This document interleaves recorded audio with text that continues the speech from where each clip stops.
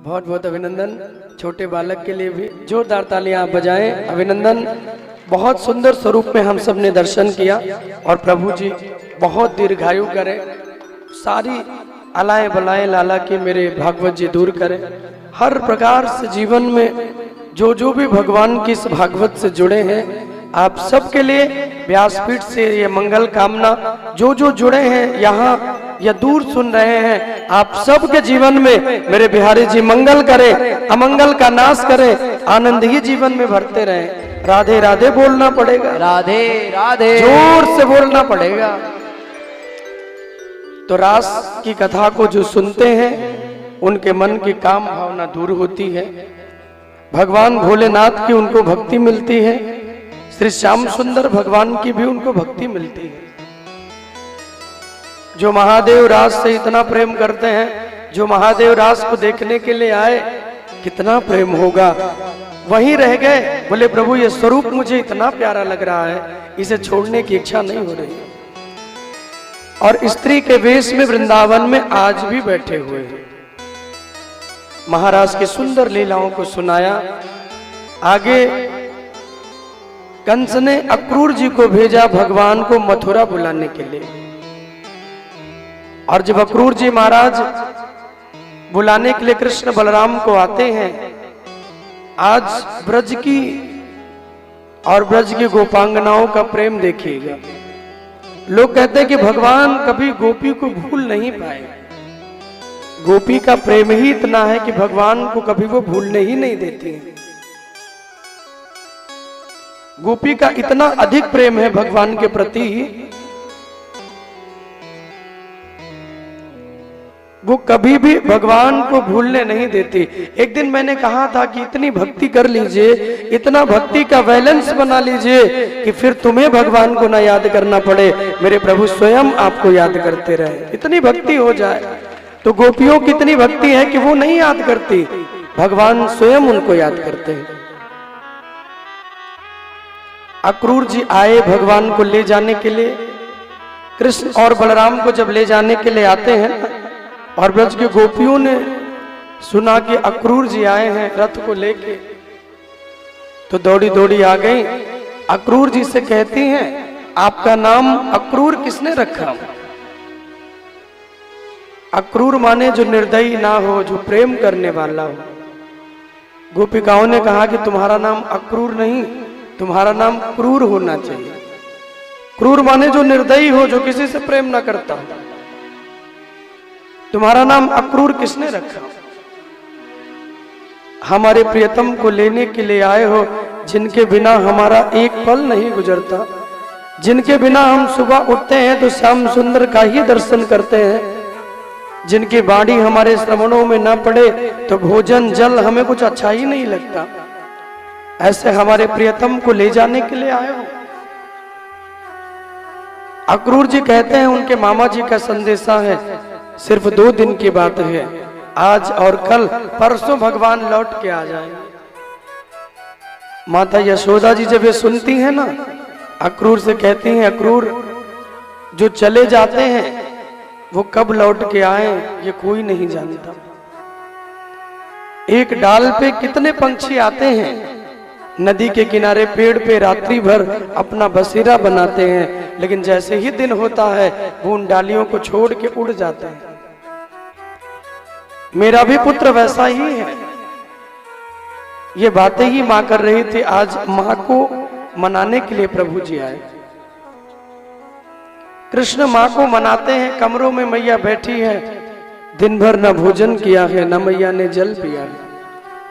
मनाने के लिए भगवान गए, चरण दबाने लगे माता यशोदा के, मैया 2 दिन की बात है, मुझे जाने दे, मैं परसों आ जाऊंगा।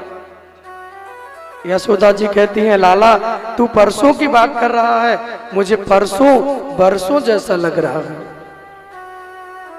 अरे जिसका तेरे बिना एक पल ना गुजरता हो, हमारी तो एक सांस भी निकलती है कृष्ण, तो वो तुम्हारे लिए निकलती है। अगर तुम चले गए तो हम किसके लिए जिएंगे, हम किसके लिए रहेंगे? लाला मैं तुझसे सच कहती हूँ, अगर तू मुझे छोड़ के चला गया, माँ यशोदा कहती है मैं जी नहीं पाऊंगी। मैं भी अपने प्राण छोड़ दूंगी लाला, तेरी याद में रो रो कर मैं अपने प्राण तेरे ही चरणों में समर्पित कर दूंगी, लेकिन मैं भोजन नहीं करूंगी, मैं जल नहीं पीऊंगी।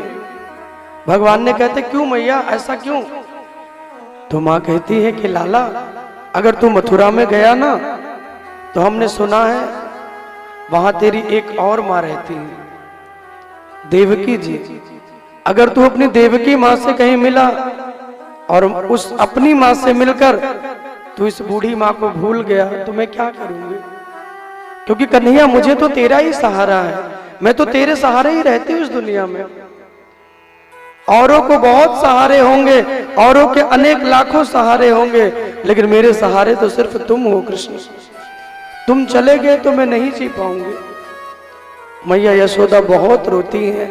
आज नंद बाबा ने मां से कहा कि देवी, जो पुत्र तुम्हारे चरणों में बैठ के तुम्हारे चरणों की सेवा कर रहा है, जो आज तक तुम्हारा बेटा बना रहा, ये कोई साधारण नहीं है,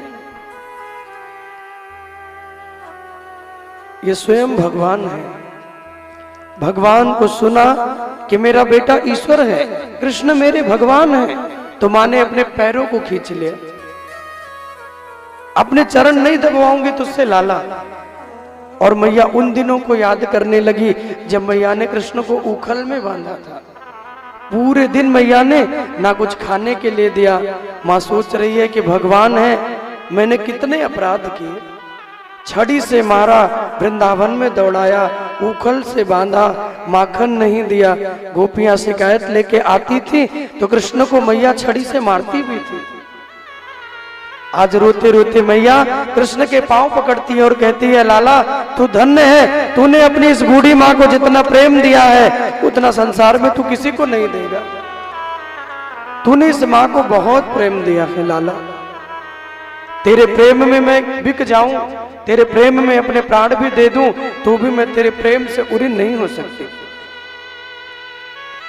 कृष्ण कहते हैं कि मैया, जो मां अपने बेटे को जन्म देती है ना, उससे भी ज्यादा अधिकार जो मां अपने बच्चे को पालती है उसका होता है।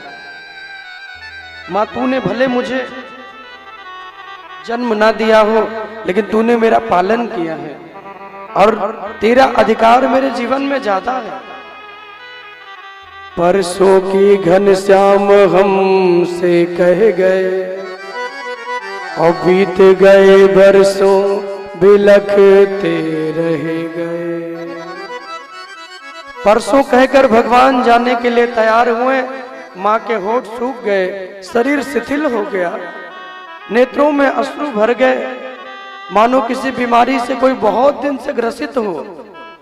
मां का शरीर पीला पड़ गया।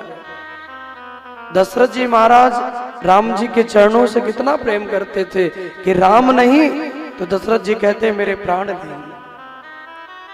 जब तक राम है, दशरथ जी कहते मेरा जीवन है, जब तक राम रहे दशरथ जी के प्राण रहे।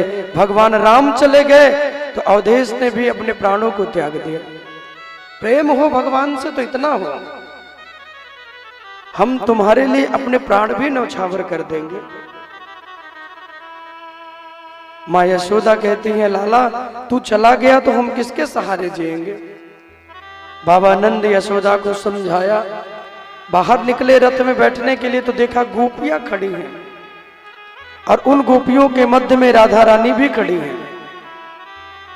वहां पे गोपियां हैं और गोपियों के मध्य में किशोरी जी भी खड़ी हैं। और जब श्री राधा रानी को देखा, राधा रानी को जब देखते हैं तो उस स्वरूप को देख करके भगवान को इच्छा हुई कि अब किस स्वरूप में मैं दर्शन दूं इनको। सबको तो मैं समझा दूंगा, लेकिन किशोरी जी अगर मुझे रोक लेंगी तो मैं कैसे उनको समझाऊंगा? अगर किशोरी जी मुझे कहेंगे तो मैं उनको कैसे समझाऊंगा? कहते हैं मां, 2 दिन की बात है, सिर्फ आज और कल, फिर मैं आ जाऊंगा, सिर्फ 2 दिन आके। गोपियां खड़ी हुई हैं। अक्रूर जी रथ को लेके चले ना तो गोपियां कहती हैं आप रथ लेके जाना चाहते हो तो जाओ, लेकिन रथ को मेरे ऊपर से लेके जाना पड़ेगा। अगर तुम रथ लेके जाना चाहते हो तो जाओ, हम अपने प्राणों